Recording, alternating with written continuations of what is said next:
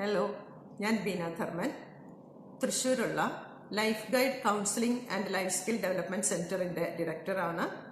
ഒരു transactional analysis study സെന്ററും കൂടെയാണ് ലൈഫ് ഗൈഡ്.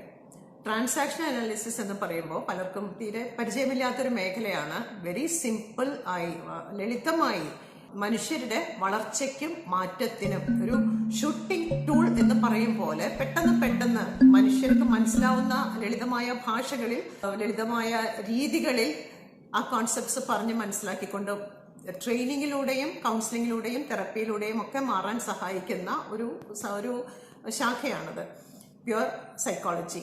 നമ്മൾ മനുഷ്യർ ഇന്ന് ധാരാളം മാനസിക സംഘർഷങ്ങൾ ചെറിയ തോതിലും വലിയ തോതിലുമായി പലപ്പോഴും വളരെ അനുഭവിച്ച് കടന്നു പോകുന്നുണ്ട്.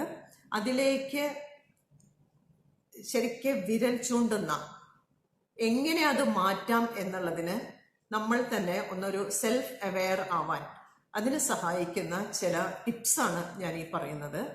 എത്ര വലിയ സംഘർഷങ്ങളായാലും എത്ര ചെറിയ സംഘർഷങ്ങളായാലും അത് സൃഷ്ടിക്കപ്പെട്ട് ആ തോതിലെത്തുന്നതിന്റെ പിന്നിൽ പ്രവർത്തിക്കുന്ന, നമ്മൾ ആദ്യം തന്നെ പ്രിപ്പയർഡ് ആയാൽ ഇവിടെ എന്ത് ചെയ്യാൻ പറ്റുന്നുള്ളത് നമുക്ക് നോക്കാം. ഇതിന്റെയൊക്കെ ഒരു തുടക്കം എന്ന് പറയുന്നത്, ഒരു കൊച്ചുകുട്ടി ജനിച്ച് ഏറ്റവും ആദ്യം ആ കുഞ്ഞിൽ സൃഷ്ടിക്കപ്പെടുന്ന മനുഷ്യന്റെ കാഴ്ചപ്പാട് അഥവാ മനോഭാവം, ജീവിതത്തിലെടുക്കുന്ന നിലപാടുകൾ, അതിന് നമ്മുടെ ട്രാൻസാക്ഷൻ അനാലിസിസിൽ ലൈഫ് പൊസിഷൻ എന്ന് പറയും. ഈ ഏത് നിലപാടാണോ നമ്മൾ എടുക്കുന്നത് ആ കാഴ്ചപ്പാടനുസരിച്ച് ആദ്യം തന്നെ കുഞ്ഞിന് നമുക്ക് നമ്മളെക്കുറിച്ചും അവനവനെക്കുറിച്ച്, മറ്റുള്ളവരെക്കുറിച്ച്, ജീവിതത്തിനെക്കുറിച്ച്, ജീവിതത്തിലെ നമ്മൾ ഉച്ചരിക്കുന്ന ഓരോ വാക്കുകളെ കുറിച്ച് പോലും ഒരു പ്രത്യേക തരത്തിൽ കാണാൻ, അത് പഞ്ചേന്ദ്രിയം ആ ഒരു കാര്യം കാണുമ്പോഴത്തേക്കും കേൾക്കുമ്പോഴത്തേക്കും നമ്മൾ നമ്മളുടെ മനസ്സിലേക്ക് കൊടുക്കുന്ന ഇന്റർപ്രിട്ടേഷൻ പല ആളുകൾക്കും പലതായി മാറുന്നത് ജീവിതത്തിലെ കാഴ്ചപ്പാട് അഥവാ ജീവിതത്തിൽ നമ്മൾ എടുക്കുന്ന ഈ നിലപാട് കൊണ്ടാണ്. ജനിച്ചു കഴിഞ്ഞ ആ ബേബിക്ക് ഉണ്ടാവുന്ന, ബേബി അനുഭവിക്കുന്ന അനുഭവങ്ങളിൽ നിന്ന് കുട്ടിക്ക് ചിന്തിക്കാനൊന്നും പ്രാപ്തമായിട്ടുണ്ടാവില്ല. അനുഭവങ്ങളാണ്, എക്സ്പീരിയൻസസിൽ നിന്ന് ബേബി എടുക്കുന്നതാണ് ആ നിലപാടുകൾ. ഈ നിലപാടുകൾക്കനുസരിച്ച് അതിൽ 4 നിലപാടുകളാണ് ഉള്ളത്. ഒരേ ഒരു നിലപാട് മാത്രമാണ് ഹെൽത്തി, പോസിറ്റീവ് ആയിട്ടുള്ളത്. ബാക്കി 3 നിലപാടുകളും നമ്മളെ വ്യത്യസ്തമായ പലതരത്തിലെ ദുഃഖം, ദേഷ്യം, ഒന്നുമല്ലാത്ത ഒരു ശൂന്യമായ ഒരവസ്ഥ, സാഡ്നസ് എന്ന് പറയുമ്പോൾ അതിനോടനുബന്ധിച്ചിട്ടുള്ള സകല വിചാര സ്വഭാവങ്ങളും പിന്നീട് രൂപീകരിക്കപ്പെടും. ദേഷ്യം വരുന്ന ഒരാൾക്ക് അതിനനുസരിച്ച് രൂപീകരിക്കപ്പെടും, പിന്നെ എങ്ങും എത്താത്തവർക്ക് അതിനനുസരിച്ചും രൂപീകരിക്കപ്പെടും. സന്തോഷമുള്ള ജീവിതം മുതൽ അക്രമമായ ജീവിതം, അതായത് അങ്ങേയറ്റം ആത്മഹത്യയും കൊലപാതകവും വരെ സൃഷ്ടിക്കപ്പെടുന്ന ആ സൃഷ്ടികൾക്ക് പിന്നിൽ ഉള്ള തുടക്കത്തിനെ കുറിച്ചിട്ടാണ് ഞാൻ പറയുന്നത്. ഇതില് ഫസ്റ്റ് ഞാൻ പറഞ്ഞ ആ ഒരു നല്ല രീതിയിലെ നിലപാട് എടുത്തിട്ടുള്ളവർക്കെല്ലാം നല്ല രീതിയിൽ ആൾക്കാരുമായി ഒത്തു സഹകരിച്ച് പോവാനും ജീവിക്കാനും സാധിക്കും. അവരെല്ലാരെയും ചേർത്ത് പിടിച്ചിട്ട് പോകുന്ന ആൾക്കാരായിരിക്കും. രണ്ടാമത് വരുന്ന കാഴ്ചപ്പാടില് മറ്റുള്ളവരിൽ നിന്ന് അകന്നു പോവാനായിട്ടുള്ള ഒരു ഇൻഫീരിയോറിറ്റി കോംപ്ലക്സോട് കൂടെ അകന്നു പോവാനായിട്ടുള്ള സാധ്യതകൾ കൂടിയിരിക്കും. മൂന്നാമത് മറ്റുള്ളവരെ അകറ്റിവിടത്തക്ക രീതിയിലുള്ള പെരുമാറ്റങ്ങളും സംസാരങ്ങളും, അങ്ങനത്തെ ചിന്തകളെ ഈ പ്രത്യേക വ്യക്തിയുടെ മനസ്സിലേക്ക് വരൂ എന്നുള്ള ഒരു പ്രത്യേകതയുണ്ട് അവിടെ. അപ്പോ നമ്മൾ നമ്മളുടെ വാക്കുകൾ കൊണ്ടും പെരുമാറ്റം കൊണ്ടും മറ്റുള്ളവരെ നമ്മളിൽ നിന്ന് അകറ്റിവിടും. പിന്നെ എങ്ങും എത്താത്തവര് ഒരു ജീവിതം തന്നെ ഒരു വേർത്ത്ലെസ് ആയിട്ട്, ഞാൻ എന്ത് ലൈഫ് എന്ത് അങ്ങനെയൊക്കെയുള്ള രീതികളിലും വരും. ഇതിലേതിൽ തന്നെ വന്നാലും മാറണമെന്ന് തീരുമാനമുള്ള ഒരാൾക്ക് മാറ്റം, സത്യത്തിൽ മനുഷ്യൻ ഒരു പ്രശ്നങ്ങൾ വരുമ്പോൾ മാത്രം എടുക്കാനോ ഉള്ളതൊന്നുമല്ല മാറ്റവും വളർച്ചയും. കൗൺസിലിംഗ് എന്ന് പറയുന്നത് ഉപദേശമല്ല. കൗൺസിലിംഗ് വ്യക്തിക്ക് ആവശ്യമുള്ളത് എന്താണോ, ട്രാൻസാക്ഷൻ അനാലിസിസിലും അത് ചെയ്യുന്നത്. ട്രാൻസാക്ഷൻസ് എന്ന് പറയുന്നത് പ്യുവർ കമ്മ്യൂണിക്കേഷൻ ആണ്. വ്യക്തി എന്താണോ പറയുന്നത് എന്നുള്ളതും, ഇനി വ്യക്തിയുടെ പറയുന്നില്ലെങ്കിൽ തന്നെ ബോഡി ലാംഗ്വേജിലൂടെ, body language is communicating, verbally പറയുന്നതിനേക്കാൾ കൂടുതലും ബോഡി ലാംഗ്വേജിലൂടെയാണ് മനുഷ്യന്റെ കമ്മ്യൂണിക്കേഷൻ നടക്കുന്നത്. അതില് 55% മനുഷ്യന്റെ കമ്മ്യൂണിക്കേഷൻ എന്ന് പറയുന്നത് യാതൊന്നും സംസാരിക്കേണ്ട ബോഡി ലാംഗ്വേജിലൂടെയാണ്. 7% മാത്രമേ നമ്മൾ ഉപയോഗിക്കുന്ന വാക്കുകളിൽ വരുന്നുള്ളൂ. പിന്നെ നമ്മളുടെ ടോൺ ഓഫ് വോയിസ് എന്താണ്, അതിനനുസരിച്ചിട്ടും അങ്ങനെ ഓവറോൾ ആ 100%-ൽ ഇങ്ങനെ 100% ഓഫ് ആ കമ്മ്യൂണിക്കേഷൻ എന്ന് പറയുന്നതിൽ 55% ബോഡി ലാംഗ്വേജും വെറും 7% മാത്രം വാക്കുകളും ബാക്കി 38% നമ്മളുടെ ആ ടോൺ ഓഫ് വോയിസ് ഇതുമാണ് ഓവറോൾ കമ്മ്യൂണിക്കേഷനിലൂടെ നമ്മൾ പ്രകടിപ്പിക്കുന്നത് മറ്റൊരാളോട് സംസാരിക്കാതിരിക്കുമ്പോഴും. അതാണ് സംസാരിക്കുന്നില്ലെങ്കിൽ കൂടെ ബോഡി ലാംഗ്വേജിലൂടെ നമ്മൾ സംസാരിച്ചു കൊണ്ടിരിക്കുന്നു എന്ന് പറയാം. അപ്പൊ ഈ ട്രാൻസാക്ഷൻ അനാലിസിസിൽ ഒരു ടൂളാണ്. അപ്പൊ ഈ ട്രാൻസാക്ഷൻ അനാലിസിസിലെ തെറപ്പിസ്റ്റ് എന്താണോ ഈ വ്യക്തി കമ്മ്യൂണിക്കേറ്റ് ചെയ്യുന്നത് എന്നുള്ളത് പറഞ്ഞും പറയാതെയും പിന്നെ ചില ചോദ്യങ്ങളിലൂടെ മനസ്സിലാക്കി വെക്കണം നമ്മൾ അതിന്റെ ഒരു സൊല്യൂഷനിലേക്ക് കടക്കുക.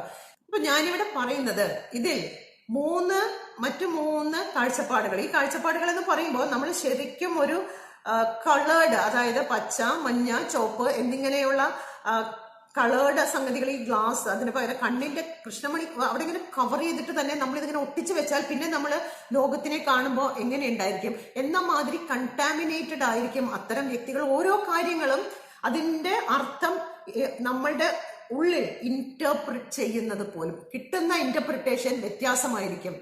നല്ല പോസിറ്റീവ് ഹെൽത്തി വിന്നർ ആയിട്ടുള്ള ആൾക്കാരുടെ ഒരു കാഴ്ചപ്പാടായിരിക്കില്ല ഈ ഒരു നിലപാട് വന്നു കഴിയുമ്പോൾ നമ്മളിൽ അതൊരു പാത്തോളജിക്കൽ അല്ലെങ്കിൽ കണ്ടാമിനേറ്റഡ് ആയിട്ടുള്ള അവസ്ഥയിലേക്ക് മാറ്റുകയാണ്. പറഞ്ഞ പോലെ ഈ 3 രീതികൾക്കും അനുസരിച്ച് 3 രീതിയിലെ വികാരങ്ങളും വിചാരങ്ങളും സ്വഭാവങ്ങളുമാണ് വന്നിട്ടുള്ളത്. അപ്പോൾ എന്ത് തന്നെയാണെങ്കിലും അടിസ്ഥാനപരമായി വളരെ തീവ്രമായി നമ്മളെ ബുദ്ധിമുട്ടിച്ചു കൊണ്ടിരിക്കുന്ന, നമ്മളറിയാതെ സംസാരശേഷി വരുന്നതിന് മുൻപ് പോലും സൃഷ്ടിക്കപ്പെട്ട് തുടങ്ങിയിട്ടുള്ള ഈ സംഭവത്തിൽ നമ്മൾ പെട്ടുപോകുന്നു.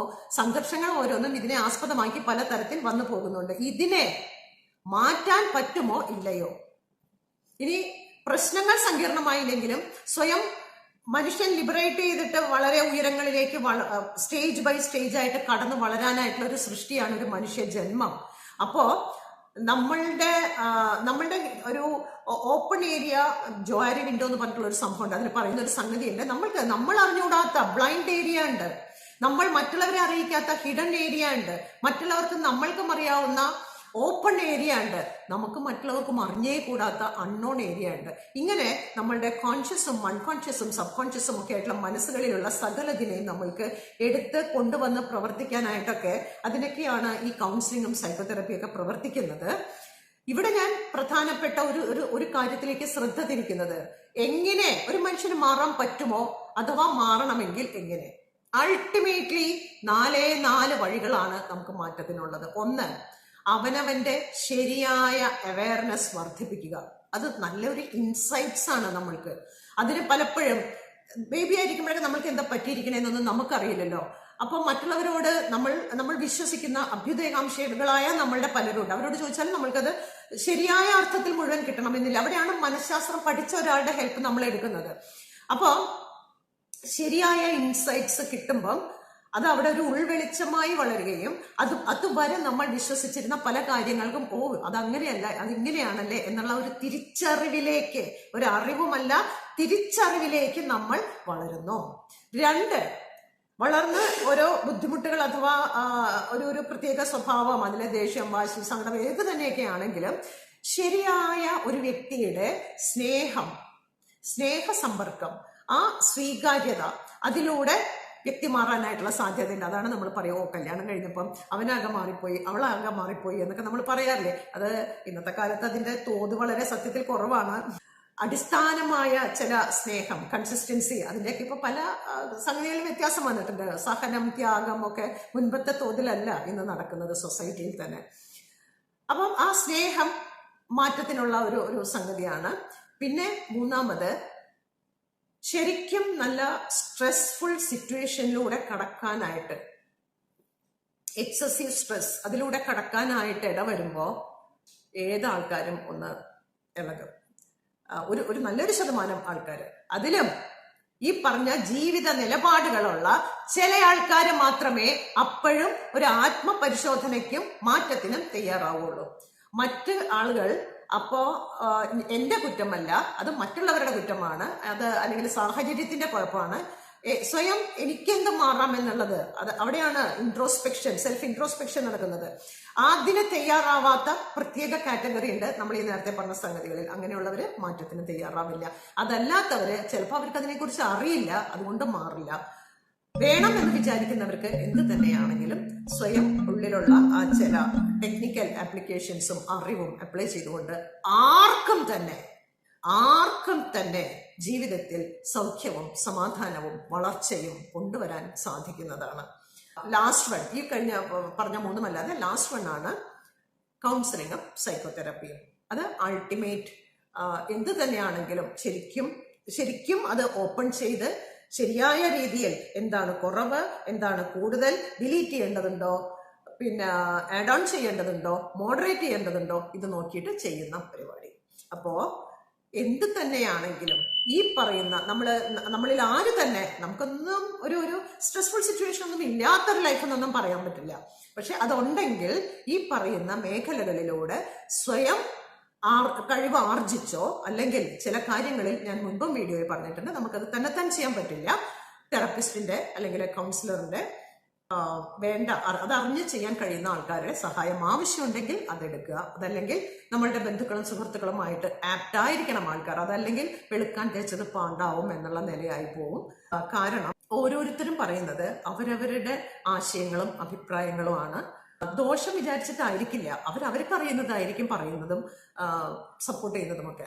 പക്ഷെ സത്യത്തിൽ അതായിരിക്കില്ല നമുക്ക് വേണ്ടി വരുന്നത്. അതുകൊണ്ട് എവിടെയുള്ള ഏത് തന്നെ കഴിവുള്ള, മനഃശാസ്ത്രം അറിയാവുന്ന, അതിനുള്ള സ്കില്ലുള്ള ആൾക്കാരെ സമീപിച്ച് തീർച്ചയായും ഈ ഒരു നല്ല ജീവിതം, അത് ഈ പറഞ്ഞ ദേഷ്യത്തിലോ സങ്കടത്തിലോ നിരാശയിലോ അതിനോടനുബന്ധിച്ച് മറ്റുള്ള നെഗറ്റീവ് അവസ്ഥകളിലേക്ക് പോകാതെ സ്വയം ഉത്തരവാദിത്തം എടുത്ത് നല്ലൊരു ജീവിതത്തിലേക്ക് സുഖമായി ജീവിക്കാൻ നമുക്കെല്ലാവർക്കും സാധിക്കും എന്ന് പറഞ്ഞുകൊണ്ട് ഞാൻ ഇന്നത്തെ വീഡിയോ അവസാനിപ്പിക്കുന്നു.